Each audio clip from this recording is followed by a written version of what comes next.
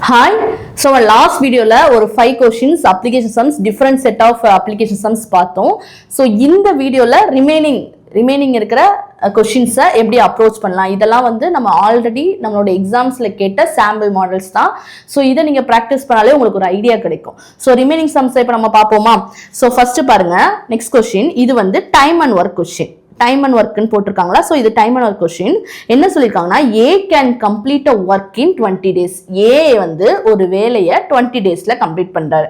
He work for 5 days. 5 நாள் வேலை பார்த்துட்டு தென் ஹி லீவ்ஸ், அவர் கிளம்பிட்டாரு. இப்போ B completes the remaining work in 9 days. B என்ன பண்றாரு, இப்போ அவர் வேலை பார்த்துட்டு போயிட்டாரு. அவர் கொஞ்சம் வேலை 5 நாள் மட்டும் வேலை பார்த்துட்டு கிளம்பிட்டாரு. அப்ப ரிமைனிங் இன்னும் வேலை முடியல, இன்னும் இருக்குல்ல.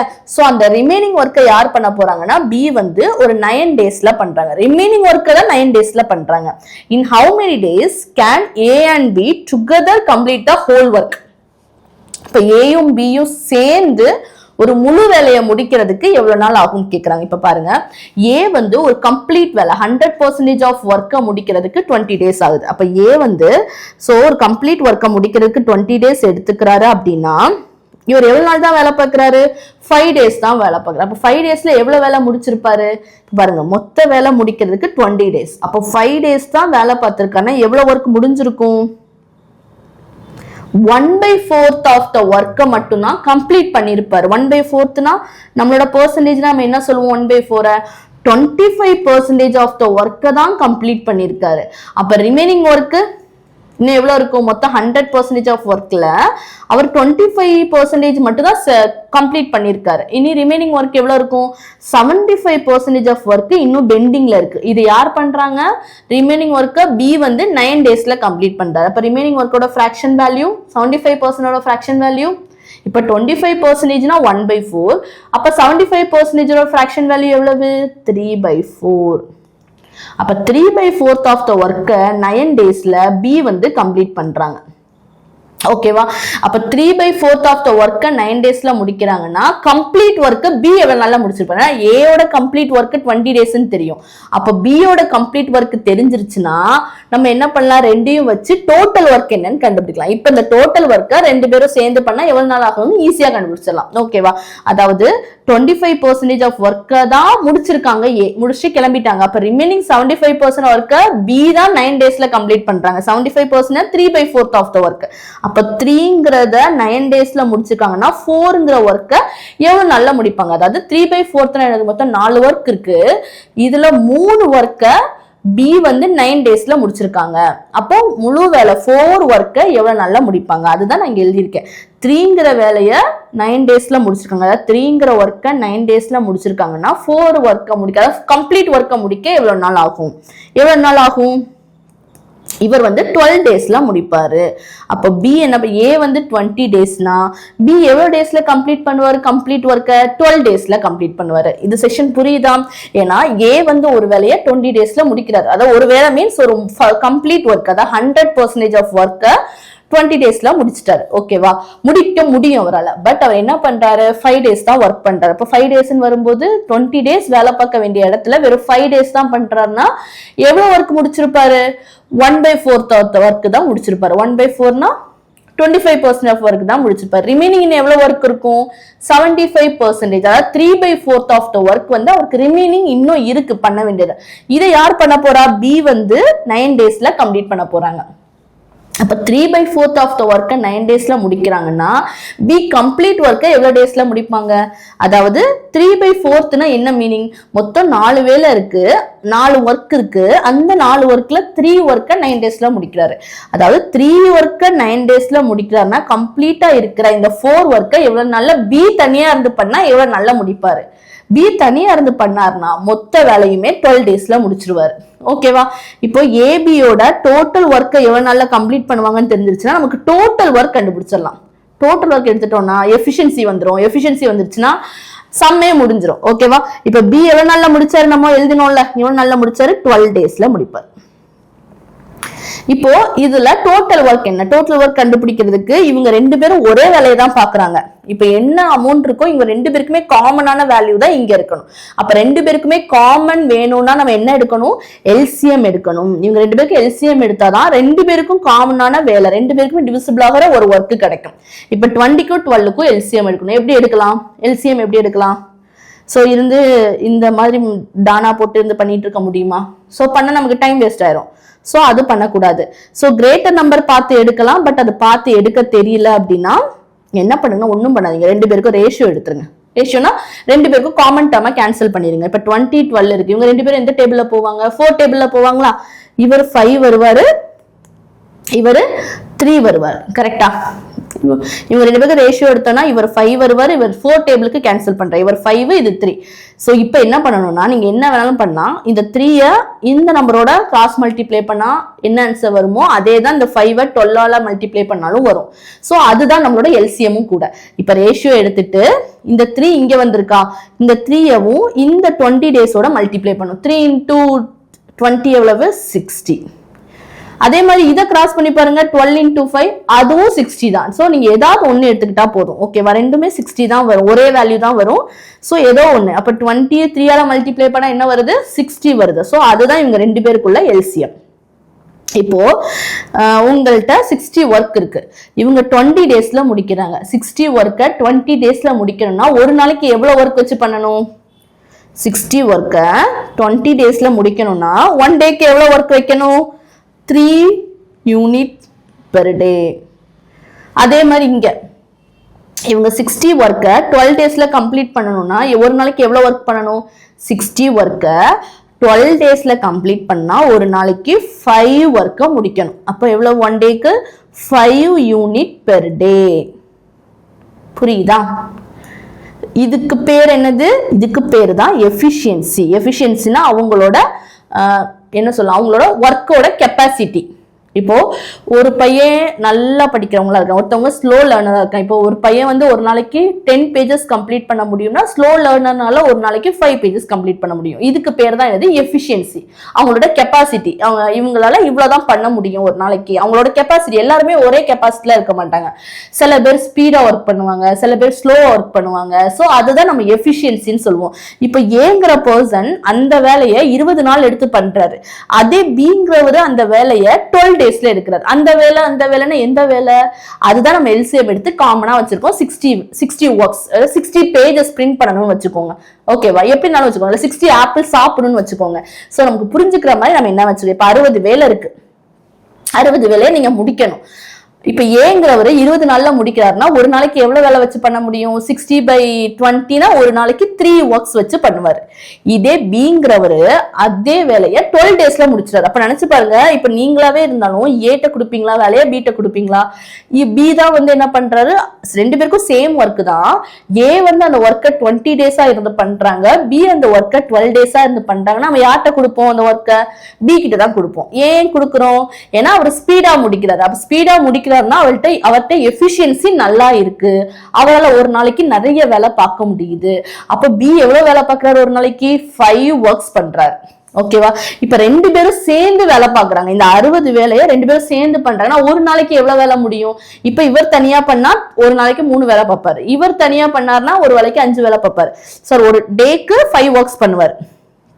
இப்ப ரெண்டு பேரும் சேர்ந்து பண்ணாங்கன்னா என்ன கேட்டிருக்கிறது அதானே? In how many days A and B together complete the whole work. Whole ஒர்க்னா எவ்வளவு ஒர்க்? 60. இது யார் பண்ண போறாங்க? ஏயும் பியும் சேர்ந்து பண்ண போறாங்க.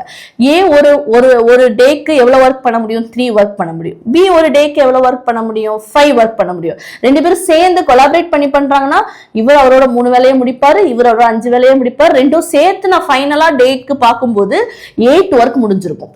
அப்போ ஒரு நாளைக்கு 8 ஒர்க்குன்னு வச்சு 5 + 3 எவ்வளவு? 8 ஒர்க். அப்போ ஒரு நாளைக்கு 8 ஒர்க்குன்னு வச்சு டோட்டல் 60 ஒர்க்ஸை கம்ப்ளீட் பண்ண எவ்வளவு நாள் ஆகும்? எவ்வளவு நாள் ஆகும்? கேன்சல் பண்ணுங்க, அப்படியே கேன்சல் பண்ணுங்க, வேற எதுவுமே இல்லை. இது 60னா எவ்வளவு? 7 * 56, ரிமைண்டர் 4 வரும். அப்போ 4ல 0 ஆட் பண்ணா 0.5, 8 × 5 = 40. ஸோ ஆன்சர் என்னது? 7.5 டேஸ்ல இந்த ஒர்க்கு கம்ப்ளீட் ஆயிரும். ரெண்டு பேரும் சேர்ந்து பண்ணும்போது 7.5 டேஸ்லயே ஒர்க்கை முடிச்சிடலாம். ஓகேவா? ஸோ ஈஸியா இருக்கா? டைம் ஒர்க் ரொம்ப ஈஸியா இருக்கும். நம்ம ரியல் லைஃப்ல அப்ளை பண்ற மாதிரியே அப்ளை பண்ணலாம். இப்ப ஏ தனியா பண்ணா 20 days, பி தனியா பண்ணா 12 days, பட் ரெண்டு பேரும் சேர்ந்து பண்ணா 7.5 days. புரியுதா? சோ ஏ வந்து ஃபர்ஸ்ட் 5 days தான் ஒர்க் பண்றாருன்னா 1/4 ஒர்க்கை தான் முடிச்சிருக்காரு. ரிமைனிங் 3/4 ஒர்க்கை யார் பண்ண போறாங்க? பி வந்து பண்ண போறாங்க. அப்ப பி வந்து 3 ஒர்க்கை வந்து 9 daysல பண்றாங்கன்னா டோட்டலா நம்ம என்ன சொல்றோம்? அது 3/4னா 4 ஒர்க்கை எவ்வளவு நல்லா பண்ணுவாரு. அப்ப ஏ வந்து ஒரு முழு வேலையை பண்றதுக்கு எவ்வளவு டேஸ் எடுப்பாரு, பி ஒரு முழு வேலையை பண்றதுக்கு எவ்வளவு டேஸ் எடுப்பாரு, நமக்கு தனித்தனியா தெரிஞ்சிடும். இதை யூஸ் பண்ணி டோட்டல் ஒர்க் எடுத்து எஃபிஷியன்சி, ஒருத்தருக்கு எவ்வளவு எஃபிஷியண்டா இருக்காங்கிறத நம்ம எடுத்துருவோம். இப்போ ஏனால ஒரு நாளைக்கு 3 வேலை பார்க்க முடியும்னா அவர் 60 வேலையை பார்க்கணும். ஓகேவா? 20 நாளா இருந்து பண்றாரு. 20 நாள்ல 60 ஒர்க் 60 ஒர்க்ஸ் கம்ப்ளீட் பண்றாருன்னா ஒரு நாளைக்கு 3 ஒர்க் கம்ப்ளீட் பண்ணணும். அதே பியோட எஃபிஷியன்சி பார்த்தா 60 ஒர்க்கா ஒரு 12 daysல கம்ப்ளீட் பண்ற. அப்போ ஒரு நாளைக்கு எவ்வளவு ஒர்க் பார்க்கணும்? ஒரு 5 ஒர்க் பார்க்கணும். இப்போ இவங்க ரெண்டு பேரும் சேர்ந்து பண்றாங்கன்னா இவர் 3 ஒர்க் பண்ணுவாரு, இவர் 5 ஒர்க் பண்ணுவாரு. டோட்டலா எவ்வளவு? 8 ஒர்க்ஸ் பண்ணுவாங்க. டோட்டல் ஒர்க் எவ்வளவு? 60 ஒர்க்ஸ் நமக்கு கம்ப்ளீட் பண்ண வேண்டியது இருக்கு. அப்ப அந்த 60ய 8 பேர் சேர்ந்து பண்ணுவாங்க. அப்ப 60/8 எவ்வளவு? 7.5 days. கிளியரா? நெக்ஸ்ட் கொஸ்டின் போகவா? நெக்ஸ்ட் பாருங்க, the ratio of the, இது வந்து speed and distance, speed time distance. ஓகேவா? the ratio of the speed of P to that Q is 5:8. அதாவது P ஓட Q ஓட ஸ்பீட் எவ்வளவு? 5:8 ன்னு கொடுத்திருக்காங்க. P covers D kilometer in 3 hours and while Q covers D plus 40 kilometer in 2.5 hours. If both start from the same point at the same time and move in the same direction, after how many hours will be 98 kilometer ahead of P? Q will be 96 kilometer ahead of P. அதாவது ரெண்டு பேரோட ஸ்பீடோட ratio கொடுத்துட்டாங்க. இப்ப P வந்து D kilometre, ஒரு clue கொடுத்துருக்காங்க. என்னன்னா P வந்து ஒரு D கிலோமீட்டர் 3 ஹவர்ஸ்ல கவர் பண்ணுவாரு. அதே Q என்ன பண்ணுவாரு? D plus 40 கிலோமீட்டர் இன் 2.5 ஹவர்ஸ்ல கம்ப்ளீட் பண்ணுவாரு. ரெண்டு பேரும் ஒரே பாயிண்ட்ல ஒரே டைம்ல ஒரே டைரக்ஷன்ல ஸ்டார்ட் பண்றாங்க. பண்ணும்போது இப்போ Q will be 96 kilometre ahead of P னா P விட Q வந்து 96 கிலோமீட்டர் முன்னாடி நிக்கிறான்னு வச்சுக்கோங்க. எவ்வளவு நேரத்துல அவரை தாண்டி அவர் வந்து 96 கிலோமீட்டர் முன்னாடி போயிருப்பாருன்னு கேக்குறாங்க. ஏன்னா இங்க கியூவோட ஸ்பீடு தான் அதிகமா இருக்கு. ஏன்னா ரேஷியோ பார்க்கும்போதே தெரியுது கியூவோட ஸ்பீட் தான் அதிகமா இருக்கு. ஸோ இந்த கொஸ்டினை எப்படி அப்ரோச் பண்ணலாம்? இது பார்க்க 4 லைனுக்கு இருக்கு. ஸோ இதை பார்த்துட்டு நம்ம ஸ்கிப் பண்ணணும்னு அவசியமே இல்லை. ரொம்ப ஸ்பீடா இதை பண்ணிடலாம். சின்ன லாஜிக் தான். இப்போ நல்லா பாருங்க, P வந்து D கிலோமீட்டர் 3 ஹவர்ஸ்ல கவர் பண்றாரு. இதே ஒரு 40 கிலோமீட்டர், அது அதிகமா Q வந்து கவர் பண்றதுக்கு இவரை விட ஒரு 40 கிலோமீட்டர் அதிகமா கவர் பண்றாரு P விட. ஆனா 2.5 ஹவர்ஸ்ல கவர் பண்ணிட்டாரு. ஓகேவா? இப்ப பாருங்க, இப்போ இதோட ஸ்பீட் என்னது? P ஓடது 5 தான ரேஷியோல. So speed into time is equal to distance தானே சொல்லுவோம். Distance equal to speed into time, அப்படிதானே? இது ஸ்பீடோட ரேஷியோ. இப்ப டைம் எவ்வளவு? இவரு இந்த D கிலோமீட்டர் 3 ஹவர்ஸ்ல போறாரு. அப்போ 3 ஹவர்ஸ். இவர் என்ன பண்றாரு? D plus 40 கிலோமீட்டர் 2.5 ஹவர்ஸ்ல போறாரு. சோ ஸ்பீட் இன்டு டைம் பண்ணா ஆட்டோமேட்டிக்கா நம்ம டிஸ்டன்ஸ் கிடைக்குமா? எவ்வளவு கிடைக்கும்? 3, இது வந்து எவ்வளவு? 8, இது 8 into 2.5. அப்போ 8 into 2 16. இது எவ்வளவு வரும்? 2.5 னா இது 16. 8.5 னா 8 5s are 40. அப்ப 16 plus 4 எவ்வளவு? சாரி, இதை நான் ஆட் பண்ண கூட, மல்டிப்ளை. 5 3s are 15. இதை மல்டிப்ளை பண்ணா 20. அப்ப இத டிஸ்டன்ஸ் வந்து 15 கிலோமீட்டர், இவர் டிஸ்டன்ஸ் வந்து 20 கிலோமீட்டர். ஓகேவா? Speed into time is equal to distance தானே.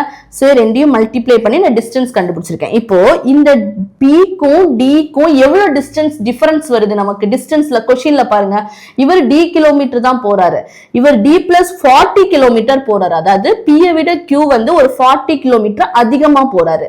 ரேஷியோல நமக்கு எவ்வளவு அதிகமா போறாரு டிஸ்டன்ஸ்?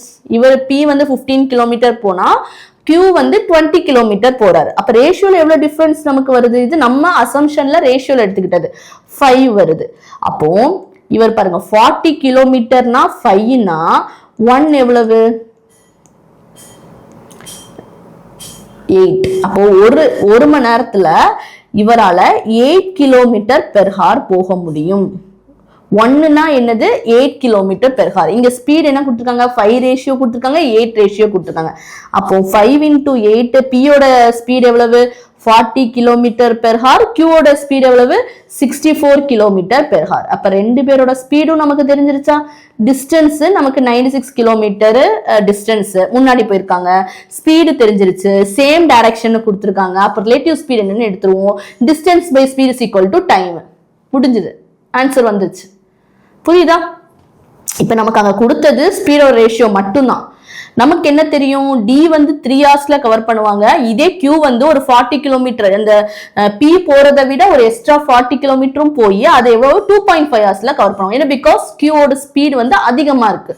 சோ அப்போ நம்ம டிஸ்டன்ஸ் கண்டுபிடிச்சோம்னா இவர் ஒரு 15, நம்மளோட அசம்ஷன்ல ரேஷியோ வச்சு பண்ணோம்னா பி வந்து ஒரு 15 கிலோமீட்டர் போனா கியூ எவ்வளவு போவாங்க 20 கிலோமீட்டர் போவாங்க. அப்ப ரெண்டு பேருக்கும் டிஸ்டன்ஸ் டிஃபரன்ஸ் எவ்வளவு வருது 5. அதாவது நமக்கு ரேஷியோல வந்தது, இது ரேஷியோல வந்த டிஃபரன்ஸ். ரியல் டிஃபரன்ஸ் எவ்வளவு, இவர் டி, இது டி பிளஸ் 40. அப்ப ரியலா டிஃபரன்ஸ் ரெண்டு பேருக்கு எவ்வளவு 40 கிலோமீட்டர்.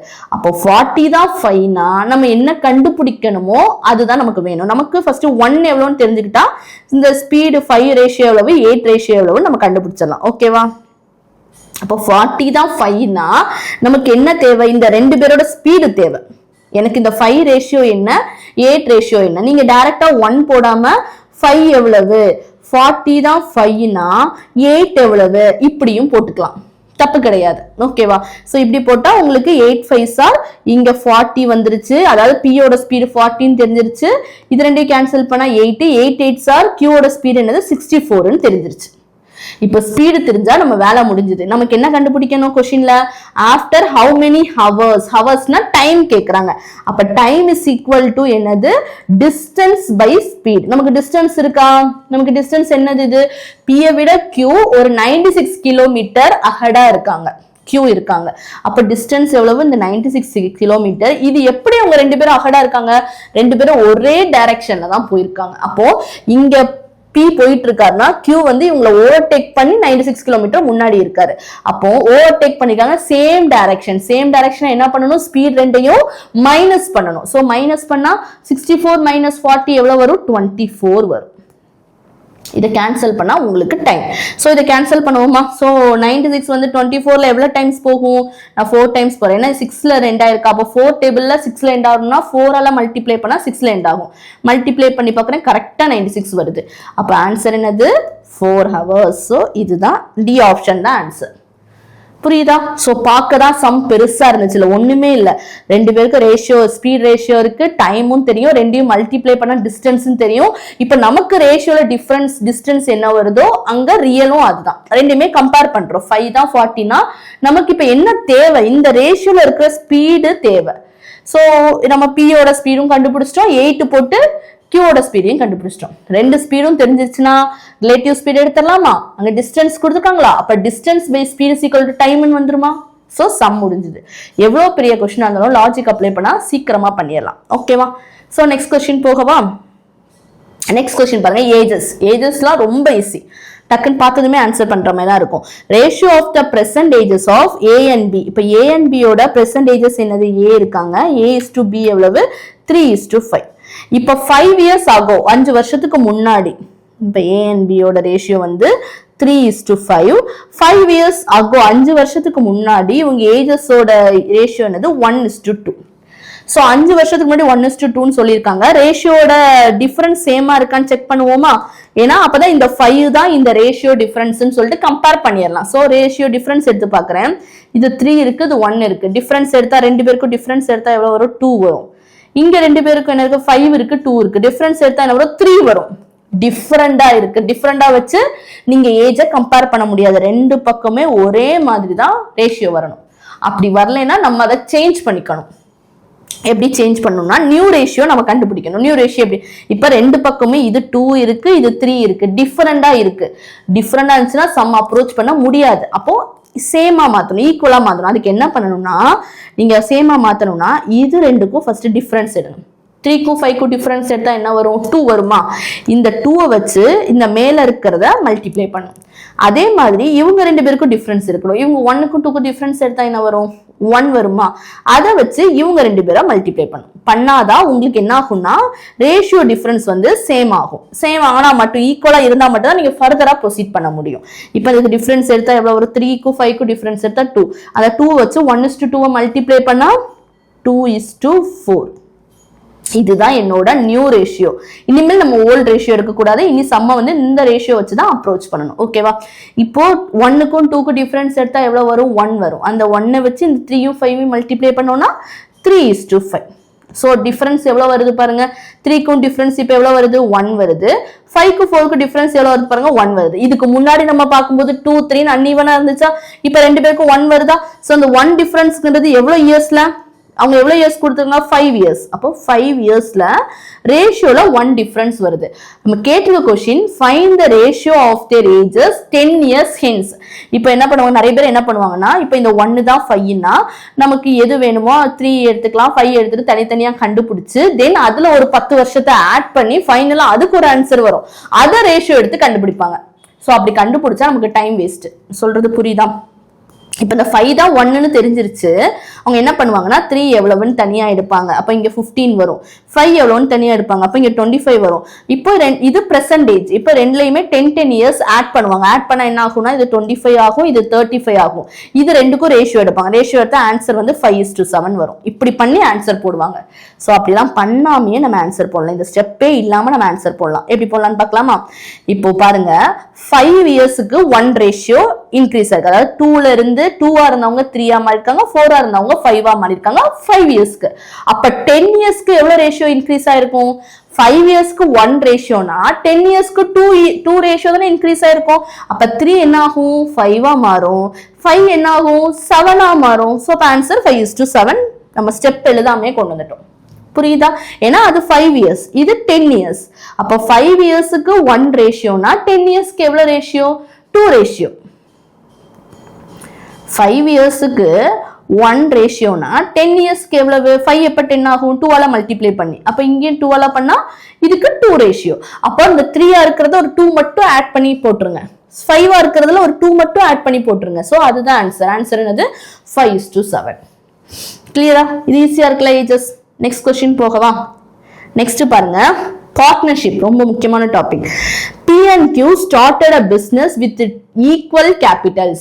P&Q ஒரு பிசினஸ் ஸ்டார்ட் பண்றாங்க. கேபிட்டல்ஸ் எப்படின்னா ஈக்குவலா இருக்கு. ரெண்டு பேருமே இன்வெஸ்ட் பண்றது ஈக்குவல் கேபிட்டல். ஆஃப்டர் 3 months 3 மாசத்துக்கு அப்புறமா P withdraw half of his capital. P என்ன பண்றாங்க? அவங்க கேபிட்டல்ல ஒரு half withdraw பண்ணிடுறாங்க. And after 6 months from the start Q withdraw 1/3 of his capital. P வந்து half withdraw பண்றாங்க. Q என்ன பண்றாங்க? 1/3 withdraw பண்றாங்க. If the total profit at the end of the year, இப்போ ஒரு வருஷத்துக்கு அப்புறமா ரெண்டு பேரோட ப்ராஃபிட் பாத்தீங்கன்னா 25,200. Find the difference between their profit share. இப்போ இவங்க சம் இன்வெஸ்ட்மெண்ட் சேமா ஸ்டார்ட் பண்ணாலும் தென் என்ன பண்றாங்க? வித்ட்ராலாம் பண்றாங்க. பண்ணும்போது ஃபைனலா ப்ராஃபிட் வந்து 25,200 வருது. இப்போ ரெண்டு பேரோட ப்ராஃபிட்டோட டிஃபரன்ஸ் என்னன்னு கேட்டிருக்காங்க. ரெண்டு பேரோட ப்ராஃபிட் என்னன்னு கேட்கல, ப்ராஃபிட்டோட டிஃபரன்ஸ் கேட்டிருக்காங்க. இப்போ இதை பாருங்க, ஃபர்ஸ்ட் நம்ம P&Q ஒரே வேல்யூ தான், ரெண்டு பேரும் ஈக்குவல் கேபிட்டலோட தான் ஸ்டார்ட் பண்றாங்க. அப்படி வரும்போது ரெண்டு பேருக்கும் ஒரே வேல்யூ தான் வைக்க போறோம். அது எது வேணாலும் நீங்க வச்சுக்கலாம். 100 வச்சுக்கலாம், 1000 வச்சுக்கலாம், 1 வச்சுக்கலாம், 2 வச்சுக்கலாம், என்ன வேணாலும் வச்சுக்கலாம். சோ அப்படி வரும்போது நான் இப்ப பாருங்க 100 வச்சு ஹாஃப்னா 100 இன்வெஸ்ட் பண்றாங்க வச்சுக்கோங்க. ஹாஃப் வெளியே எடுத்துட்டாங்கன்னா 15 போட்டுருவீங்க. ஆனா ரெண்டாவது கியூக்கு என்ன வருது? 1/3 வருது. 100ல 1/3 100/3. 100/3 33 1/3. அப்ப 33 1/3 எடுக்க போறீங்கன்னு வரும்போது பாயிண்ட்ல ஆன்சர் போயிடும். பாயிண்ட்ல நீங்க சால்வ் பண்ண ஆரம்பிச்சிட்டாலே அந்த கொஸ்டினை 30 செகண்ட்ஸ்ல கண்டிப்பா முடிக்க முடியாது. என்னைக்குமே பாயிண்டையும் எக்ஸையும் வச்சு சால்வே பண்ணாதீங்க. சோ அப்படி பாயிண்ட்ல போக போகுதுன்னா நீங்க உங்க வேல்யூஸை மாத்துங்க. ஓகேவா? இப்ப எனக்கு ஹாஃப்னா 1/2 எடுப்பாரு, அவரு 1/3 எடுப்பாரு. அப்போ 2க்கும் 3க்கும் டிவைட் ஆகிற ஒரு நம்பரை நீங்க வந்து இன்வெஸ்ட்மெண்டா வச்சிருந்தீங்கன்னா உங்க சம் அப்ரோச் ஈஸியா இருக்கும். புரியுதா? 100 வச்சு எப்பயுமே பண்ற மாதிரி பண்ணிட்டோம்னா நம்ம என்ன பண்ணிடுவோம்? இந்த கியூக்கு போகும்போது மாட்டிடுவோம். அங்க பாயிண்ட்ல வர ஆரம்பிச்சிடும். என்ன பண்ணுவோம், பாயிண்ட்ல வந்து சம் அப்ரோச் பண்ண முடியாது, விட்டுட்டு எக்ஸாம் போயிருவோம். பட் இந்த கொஸ்டின் ஈஸியான கொஸ்டின் தான், இது 30 செகண்ட்ஸ்ல கம்ப்ளீட் பண்ணிடலாம். அப்படி இருக்கும்போது ஏன் விடணும் அதை? ஸோ 2க்கும் 3க்கும் டிவைட் ஆகிற ஒரு நம்பரா எடுத்துக்கிட்டீங்கன்னா, இப்போ 2க்கும் 3க்கும் டிவைட் ஆகிற ஒரு நம்பர், காமன் நம்பர் என்னது? 6. 6 வந்து 2 டேபிள்லயும் வரும், 3 டேபிள்லயும் வரும். அப்ப நான் 6 இன்வெஸ்ட்மெண்டா எடுத்துக்கவா? நீங்க 6 எடுத்துக்கலாம், 60 எடுத்துக்கலாம், 600, 6000 எது வேணாலும் எடுத்துக்கலாம். இல்ல 12, 12,000, 1200 எது வேணாலும் எடுத்துக்கலாம். நீங்க 3க்கும் 2க்கும் டிவைட் ஆகிற நம்பரா எடுத்துக்கிட்டீங்கன்னா ரொம்ப ஈஸியா இருக்கும். அப்ப ஏன் நான் 6 எடுத்துக்கிட்டேன், 60 எடுக்கல, 600 எடுக்கலன்னா, 6னா சின்ன நம்பர், அப்ப வேல்யூஸ் எல்லாமே குட்டி குட்டியா வரும், நம்ம சால்வ் பண்ணவும் ஈஸியா இருக்கும். சோ அதுக்காக தான் நான் பெருசா போகாம சின்ன நம்பரா எடுத்துக்கிறேன், லீஸ்ட் நம்பர் எடுத்துக்கிறேன். இப்ப 6 எடுத்துக்கிறேன். இப்ப பியும் வந்து 6 தான் இன்வெஸ்ட் பண்றாரு, கியூவும் வந்து 6 தான் இன்வெஸ்ட் பண்றாரு.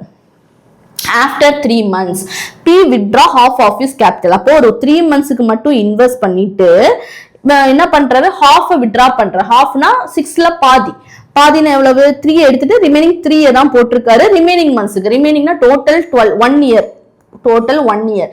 இந்த 1 இயர்ல 1 இயர்னா 12 மந்த்ஸ். அப்ப 3 மந்த்ஸ் ஃபர்ஸ்ட் இத இன்வெஸ்ட் பண்ணிருக்காரு. அப்ப ரிமைனிங் எவ்வளவு மந்த்ஸ் இருக்கு? 9 மந்த்ஸ். சோ இதுதான் P யோட இன்வெஸ்ட்மெண்ட். இதே Q யோட இன்வெஸ்ட்மெண்ட் வரும்போது Q 6 தான் இன்வெஸ்ட் பண்றாரு. After 6 months from the start, Q withdraw 1/3 of his capital. அப்ப ஸ்டார்ட் பண்ணும்போது இப்படிதான் ஸ்டார்ட் பண்றாரு, ஒரு 6 மாசத்துக்கு அப்புறம். அப்ப ஃபர்ஸ்ட் ஒரு 6 months அவர் நார்மலா 6 தான் இன்வெஸ்ட் பண்றாரு. ஒரு 6 months ஆஃப்டர் என்ன பண்றாருன்னா, அதுல இருந்து அவர் வச்சிருந்தது 1/3 வெளியே எடுக்கிறாரு. 1/3னா 6/3னா எவ்வளவு வெளியே எடுப்பாரு? 6/3னா எவ்வளவு இதான் வெளியே எடுப்பாரு? 2 எடுத்துருவாரு. அவர் 6 ரூபாய் போட்டிருக்காருன்னா அதுல இருந்து 2 rupees வெளியே எடுத்துருவாரு. அப்ப 6 rupeesல இருந்து 2 rupees வெளியே எடுத்தா ரிமைனிங் 4 rupees தான் ரிமைனிங் இருக்க 6 monthsக்கு இன்வெஸ்ட் பண்ணுவாரு. இது Q ஓட இன்வெஸ்ட்மெண்ட். புரியுதா? இது ஃபர்ஸ்ட் P வந்து 3 months வந்து 6 இன்வெஸ்ட் பண்றாங்க. அதுக்கப்புறம் 1/2 வெளியே எடுத்துட்டு ரிமைனிங், அதாவது 6ல பாதியை வெளியே எடுத்துட்டு பாதி தான் இன்வெஸ்ட் பண்றாங்க. அதே மாதிரி Q என்ன பண்றாரு, 6ங்கிற இன்வெஸ்ட்மெண்டோட தான் அவரும் வர, ரெண்டு பேருமே ஈக்குவல் இன்வெஸ்ட்மெண்ட் கொடுத்தாங்க, ஈக்குவல் கேபிட்டல்னு. சோ அவரும் 6 வச்சுதான் உள்ள வராரு. 6 months வரைக்கும் கரெக்டா பண்றாரு. ஆஃப்டர் 6 monthsக்கு அப்புறமா என்ன பண்றாருன்னா, அதுல 1/3 வெளியே எடுத்துட்டாரு. இதுல நிறைய கன்ஃபியூஷன் என்ன ஆகும்னா, நிறைய பேர் 1/3 போட்டு 2 போட்டுருவாங்க. கேர்லெஸ் வருதுன்னா இந்த இடத்துல வந்துரும். இப்ப 1/3 போட்டு 2 வருது, ஓகே, அப்ப 2 into 6 அப்படின்னு போட்டுருவாங்க. அது பண்ணிராதீங்க. 1/3 வெளியே எடுக்கிறாரு, வித்ட்ரா 1/3. அப்ப 1/3 எடுத்துட்டாருன்னா ரிமைனிங் எவ்வளவு இருக்கும்? 2 போச்சுன்னா ரிமைனிங் 4 தானே இருக்கும். அப்ப அந்த 4 6 monthsக்கு இன்வெஸ்ட் பண்றாரு. அப்ப இவரோட இன்வெஸ்ட்மெண்ட் பாப்போமா? இதை கேன்சல் பண்ணிக்கலாமா? சோ எல்லாத்துலயுமே காமனா யார் இருக்காங்க? 3 டேபிளுக்கு எல்லாரும் கேன்சல் ஆவாங்க. இப்ப இங்க 3 கேன்சல் பண்றேன், இங்கேயும் 3 கேன்சல் பண்றேன். இது 2, இது 2. இனி வேற ஏதாவது கேன்சல் பண்ண முடியுமா? 3 வேற இல்ல, இனிமேல் கேன்சல் பண்ண முடியாது. அப்படியே ஆட் பண்ணி 9 + 6 எவ்வளவு? 15. இங்க இருந்து 6 2s are 12, 6 into 2 12, 4 into 2 8. அப்ப 12 + 8 என்னது? இங்க 20. அப்போ P இன்வெஸ்ட் பண்ணதற்கு அவருக்கு 15 ரேஷியோ ப்ராஃபிட் ஷேர் கிடைக்கும், Qக்கு வந்து 20 கிடைக்கும். ரெண்டு பேருக்கும் சேர்த்து எவ்வளவு? அதான அங்க 25 5 200. நமக்கு ரேஷியோ ரெண்டு பேருக்கும் சேர்த்து எவ்வளவு? 15 + 20னா எவ்வளவு? 35. அப்ப 35 தான் 25,200னா நமக்கு என்ன கண்டுபிடிக்க சொல்லிருக்காங்க? கொஸ்டின்ல நமக்கு என்ன தேவையோ அதை இந்த பக்கம் போட்டு நீங்க அச்சீவ் பண்ணிக்கலாம். இதுதான் கான்செப்ட். இப்ப நமக்கு வந்தது டோட்டல் கொடுத்திருக்க க்ளூ என்னது? ரெண்டு பேரோட ப்ராஃபிட்டும் சேர்த்துனா ஆட் பண்ணி 25,200 கொடுத்துருக்காங்க. அப்ப நம்மளும் என்ன பண்ணணும்? ரேஷியோல ரெண்டையும் ஆட் பண்ணணும். அப்ப 20 + 15 எவ்வளவு? 35 வரும். அப்ப 35 தான் 25,200னா நம்ம என்ன கண்டுபிடிக்க சொல்லிருக்காங்க? Difference between their profit share. Difference எடுத்தா என்னது? 20 - 15 எவ்வளவு? 5 எவ்வளவுன்னு போட்டீங்கன்னா 5 கிடைக்கும். ஒருவேளை உங்களுக்கு P யோட ப்ராஃபிட் ஷேர் தெரியணும் வேணும்னா 15 போடணும். இந்த இடத்துல 5 அழிச்சிட்டு 15 போடணும். ஒருவேளை Q ஓடது வேணும்னா 20 போடணும். ரெண்டு பேரோட டிஃபரன்ஸ் வேணும்னா ரெண்டு பேரையும் மைனஸ் பண்ணி போட்டா போதும். நீங்க தனித்தனியா கண்டுபிடிச்சு மைனஸ் பண்ணாதீங்க, டைம் வேஸ்ட் ஆயிரும். ரேஷியோலயே மைனஸ் பண்ணி அதை போடுங்க. அப்ப ரெண்டு பேரும் டிஃபரன்ஸ், ஏன்னா நமக்கு அதுதானே தேவை. இதுக்கு தனித்தனியா P கண்டுபிடிச்சு Q கண்டுபிடிச்சு ரெண்டு பேருக்கும் டிஃபரன்ஸ் எடுக்கணும். சோ 20ல இருந்து 15 மைனஸ் பண்ணிட்டீங்கன்னா 5. அவ்வளவுதான். சோ இந்த 5 35 7 டைம்ஸ் போகுமா? இப்ப 7 டேபிள்ல டைரக்டா அதை கேன்சல் பண்ணிக்கிறேன். ஏன்னா ஆன்சர்லாம் நமக்கு ஹோல் வேல்யூவா இருக்கு. கண்டிப்பா ஆன்சர் கேன்சல் ஆகும். யோசிக்காம இந்த ஆப்ஷனை பாருங்க. ஆப்ஷன் எல்லாம் நல்ல வேல்யூஸ், அதான் பாயிண்ட்ல எதுவும் இல்ல, கரெக்டா தான் இருக்கு. அப்ப கண்டிப்பா 7 25,200 கண்டிப்பா கேன்சல் ஆகும். அதான் தைரியமா கேன்சல் பண்ணுங்க. சோ 3 டைம்ஸ் 21 வருமா? ரிமைண்டர் என்ன 4 வருமா? 6 3600. சோ ஆன்சர் ஆப்ஷன் இ 3600 நம்மளோட ஆன்சர். புரியுதா? சோ கொஸ்டின் பார்க்க தான் பெருசா இருந்துச்சு, நீங்க எடுக்கிற வேல்யூஸ் தான் மேட்டரிங்க. இப்ப நீங்க 100 எடுத்து பண்ணியிருந்தா உங்க கால்குலேஷன் இப்ப முடிஞ்சிருக்காது. பாயிண்ட்லயே வரும். பாயிண்ட்ல ஒரு கட்டத்துக்கு மேல உங்களால பண்ண முடியாது. பாயிண்டோ இல்ல பிராக்ஷன்லயோ இல்ல எக்ஸ் வச்சு பண்ற மாதிரி இருக்குன்னா தயவு செஞ்சு சம பண்ணாதீங்க. கண்டிப்பா அதுல ஷார்ட் மெத்தட் இருக்கு, அதுதான் நம்ம யோசிக்கணும். என்ன மெத்தட்ல சால்வ் பண்ணா இது நம்ம 30 செகண்ட்ஸ்ல கம்ப்ளீட் பண்ணலாம், அதை தான் நம்ம யோசிக்கணும். ஓகேவா? இது புரியுதா? பார்ட்னர்ஷிப் கிளியரா புரியுதா? இந்த சம் புரியுதா? சோ இதுல நான் ஈக்குவல் கேபிட்டல்னால ரெண்டு பேருக்குமே கேன்சல் ஆகிற ஒரு நம்பரா வச்சுக்கிட்டேன். இதுல 1/2 வித்ரா பண்றாங்க, அதுல 1/3 வித்ரா பண்றாங்க. அப்ப ரெண்டுக்குமே டிவைட் ஆகிற ஒரு நம்பரை கேபிட்டலா வச்சுக்கிட்டீங்கன்னா உங்களுக்கு பாயிண்டோ டெசிமல்ஸோ வராது. நார்மலா நீங்க சால்வ் பண்ணிடலாம். கிளியரா? சோ நெக்ஸ்ட் கொஸ்டின் போவோமா? நெக்ஸ்ட் பாருங்க.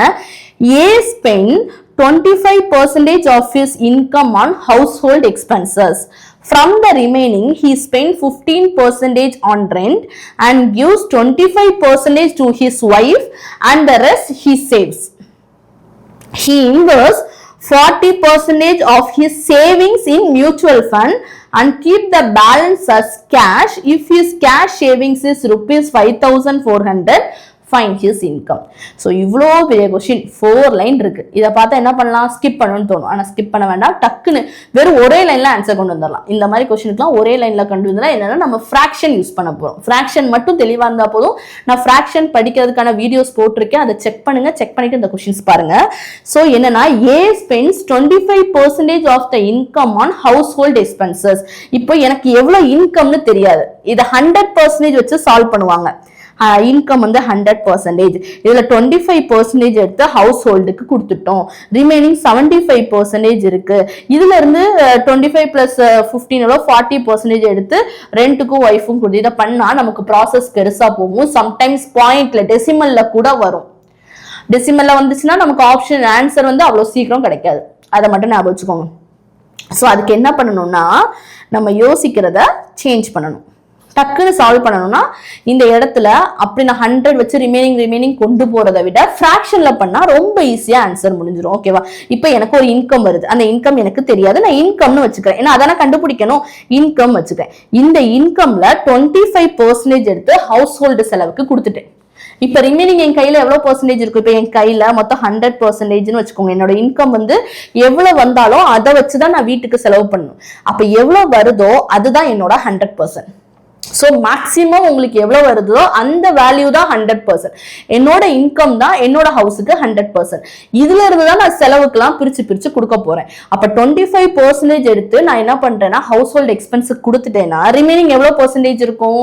75% இருக்கும். அப்படிதானே? 100ல 25% போச்சுன்னா ரிமைனிங் 75% தான் இருக்கும். 75%னா ஃபிராக்ஷன் வேல்யூ என்ன? 3/4. அப்போ ரிமைனிங் எவ்வளவு இருக்கும்? 3/4 தான் ரிமைனிங். இன்கம்ல 25 1/4 போச்சுன்னா ரிமைனிங் 3/4. இப்போ ஃப்ரம் த ரிமைனிங், இப்ப ரிமைனிங் வந்துருச்சா? இதான ரிமைனிங். இன்கம்ல 3/4 தான் இப்ப என்கிட்ட இருக்கு. இன்கம் வந்து 100% 4, அதுல இப்ப 3/4 தான் என் கையில இருக்கு. ஏன்னா நான் 1/4 எடுத்து ஹவுஸ் ஹோல்ட் எக்ஸ்பென்சஸ் கொடுத்துட்டேன். இப்ப from the remaining he spent 15% on rent and remaining கொடுக்கல, and தான் கொடுத்துருக்காங்க. and 25% to his wife.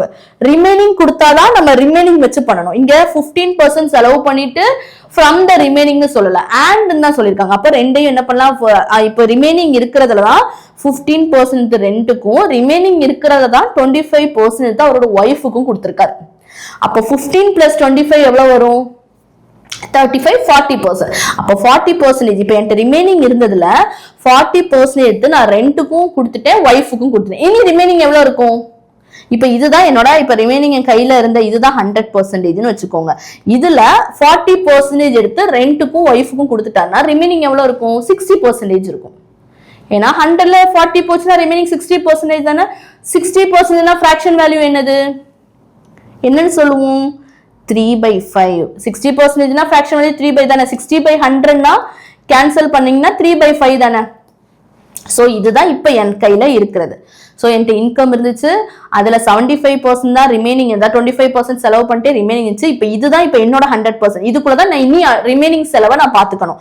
இதுல 40% எடுத்து நான் ரெண்டுக்கும் ஒய்ஃபுக்கும் கொடுத்துட்டேன்னா ரிமைனிங் 60% தான் இப்போ என் கையில இருக்கு. அதாவது இதுல எவ்வளவு இருக்கு, 3/5 தான் இப்போ என் கையில இருக்கு. இந்த 3/5 நான் என்ன பண்றேன்னா போய் சேவ் பண்ண போறேன். இந்த ரெஸ்ட் ஹி சேவ்ஸ், அப்புறம் he invests the 40% of his savings in the mutual fund. இப்போ என் கையில ரிமைனிங் இருக்குல்ல, இதுல 40% மியூச்சுவல் ஃபண்ட்ல போட்டுட்டு நான் ரிமைனிங் என் கையில கேஷா எவ்வளவு இருக்குன்னு பார்த்தா 5400 rupees இருக்கு. அப்போ 40%னா அது மியூச்சுவல் ஃபண்டுக்கு போயிடுச்சு. 40%னா எவ்வளவு, ரிமைனிங் எவ்வளவு இருக்கும் இருந்தது. இப்போ இதுதான் என்னோட 100% இருக்குது. இதுல 40% எடுத்து மியூச்சுவல் ஃபண்ட்ல போட்டேன். அப்ப ரிமைனிங் என்ன இருக்கும், 60% இருக்கும். அப்போ அதுவும் 3/5 தான். இதுதான் என்னது, இப்போ என்கிட்ட ஃபர்ஸ்ட் இன்கம் இருந்துச்சு, அதுல 25% போ 75% 3/4. அதுல 40% எடுத்து ரெண்டுக்கும் ஒய்ஃபுக்கும் கொடுத்து ரிமைனிங் 60% இருந்துச்சு, அதுதான் 3/5. அதுல ரிமைனிங் எவ்வளவு இருக்கு, அது ரிமைனிங் இருந்ததுல 40% எடுத்து மியூச்சுவல் ஃபண்ட்ல போட்டு இப்ப ரிமைனிங் எவ்வளவு இருக்கு, 40 போச்சுன்னா 60 தான் இருக்கு. அதாவது 3/5 தான் இருக்கு. இதுதான் என்னோட கேஷ் ₹5400. ஓகேவா, அவ்வளவுதான் சம் முடிஞ்சு. இனி கேன்சல் பண்ணி ஆன்சர் என்னன்னு போட்டுருங்க. So 3 are 9. அப்போ 9 நான் இதுக்கு 6 டைம்ஸ்க்கு கேன்சல் பண்ணிக்கலாமா? ஸோ திரும்பியும் 3 வந்து 2 டேபிளுக்கு கேன்சல் ஆகுமா? இப்போ என்ன இருக்கு, 200 இங்க இருக்கு. இப்போ பாருங்க, நல்லா பாருங்க, 200 இருக்கு. கீழே என்ன இருக்கு, 4 × 5 × 5. 5 × 5 எவ்வளவு, 25. 25 × 4 எவ்வளவு, 100. இங்க மேல ஒரு 200 இருக்கு. அப்ப 200 இங்க இருக்கிறத மல்டிப்ளை பண்ண 100 இதுல மல்டிப்ளை ஆச்சுன்னா எவ்வளவு நம்மளோட சேலரி, 20,000 நம்மளோட சேலரி. அவ்வளவுதான், ஆன்சர் முடிஞ்சது. வேற ஒரு லைன் தான். இன்கம், செலவு போக ரிமைனிங், அடுத்த செலவு போக ரிமைனிங், அடுத்த செலவு போக ரிமைனிங், அதுதான் என் கையில இருக்க கேஷ் 5. அந்த ரிமைனிங் தான் 5400. சம் முடிஞ்சது. ஸோ இன்கம் எனக்கு 100%, நமக்கு என்னன்னு தெரியல, இன்கம் வச்சுக்கிட்டோம். ஸோ அதுல 25% செலவு பண்ணிட்டு ரிமைனிங் 75%, 3/4 இருக்கு. தென் அதுல 15% செலவு பண்ணிட்டார், 15ம் 25யும் நான் சேர்த்த எவ்வளவுனா 40% செலவு பண்ணிட்டு ரிமைனிங் 3/5 இருக்கு. தென் அதுல ரிமைனிங் என்கிட்ட இருக்கிறதுல நான் என்ன பண்றேன், 40% எடுத்து மியூச்சுவல் ஃபண்ட்ல போடுறேன். அப்ப ரிமைனிங் 3/5 இருக்கு. இதுதான் என்னது 5400. ஸோ கேன்சல் பண்ண நம்மளோட ஆன்சர் வந்துடும். இது புரியுதா? ஸோ இது வரைக்கும் கொஞ்சம் கிளியரா இருக்கா? ஸோ எப்படி அப்ரோச் பண்ணுங்கிற ஐடியா கிடைக்குதா? ஸோ நெக்ஸ்ட் வீடியோல இன்னும் நான் நிறைய சம்ஸ் கொண்டு வந்து உங்களுக்கு அப்ரோச் பண்றது எப்படின்னு சொல்லி தரேன். ஓகேவா? தேங்க்யூ.